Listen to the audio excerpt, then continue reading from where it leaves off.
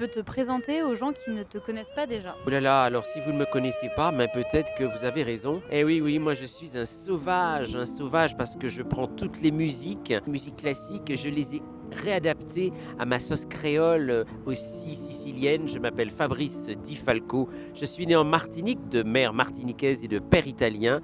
Et voilà que j'ai décidé non pas de chanter Tu veux mon zizi de Francky Vincent, mais simplement des airs d'opéra.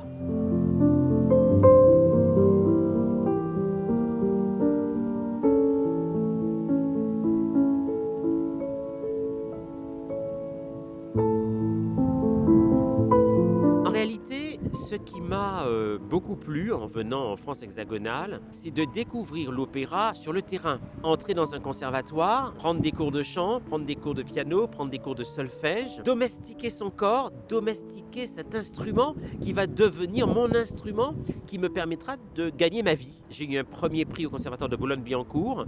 Ensuite, je suis rentré au Conservatoire national supérieur de musique de Paris.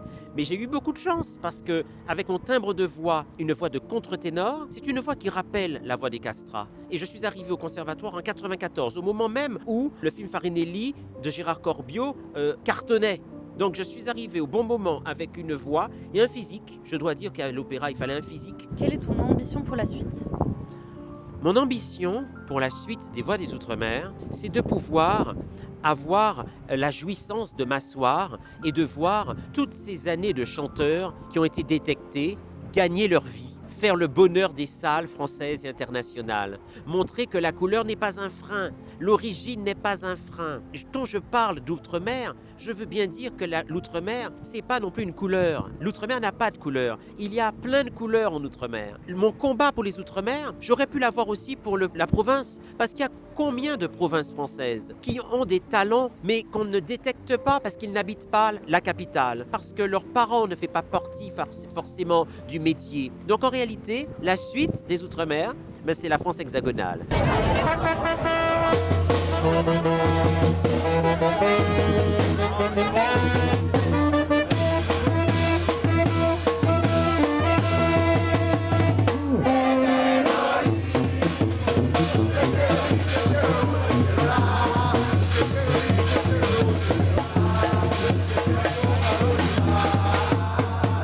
Et Ludivine, est-ce que tu peux nous raconter un peu comment tu as été découverte par les voix d'outre-mer? Alors c'est ma maman qui m'a conseillé d'envoyer ma vidéo et au début je me suis dit mais qu'est-ce qu'elle me raconte de l'opéra et tout ça. Elle m'a dit mais tu peux venir avec ta voix, fais une vidéo. Donc j'ai envoyé une première vidéo où je chantais je crois une chanson gospel, autre chose.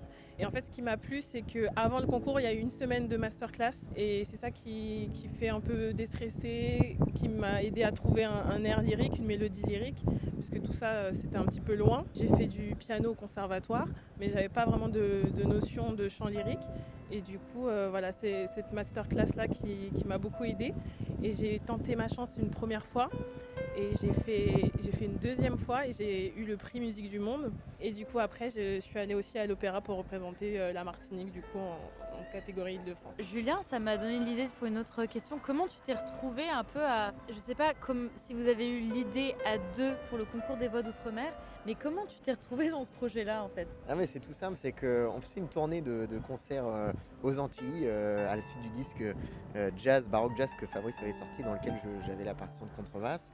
Et dans cette tournée aux Antilles, et c'était notamment en Guadeloupe, on donnait un spectacle en Guadeloupe et 30 minutes avant le spectacle, on se dit mais où est Fabrice, où est Fabrice? Et en fait il était dans une salle du théâtre en train de donner une masterclass, un cours de chant à une jeune chanteuse qui lui avait envoyé un message via Messenger en lui disant comment je fais, j'ai envie de chanter, comment je fais pour devenir chanteuse, quel moyen? Et Fabrice lui a dit bah, la possibilité c'est que je puisse t'écouter, alors viens, on va s'écouter, et il lui a donné tous les conseils.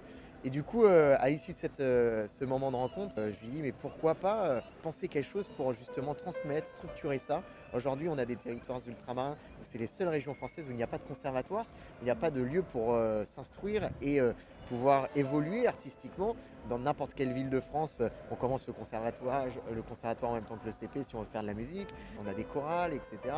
Et finalement, de lui dire mais il faut structurer quelque chose, il faut accompagner tous ces jeunes parce que la fille avait une voix exceptionnelle. Moi j'étais un grand fan d'opéra et du coup nos deux passions se sont rencontrées. Fabrice qui avait cette passion de l'enseignement et de la promotion des jeunes talents et ça nous a emmenés dans cette aventure où j'ai pris plutôt la partie production, organisation et côté financier. Et Fabrice a pris toute la partie artistique et de la formation, justement.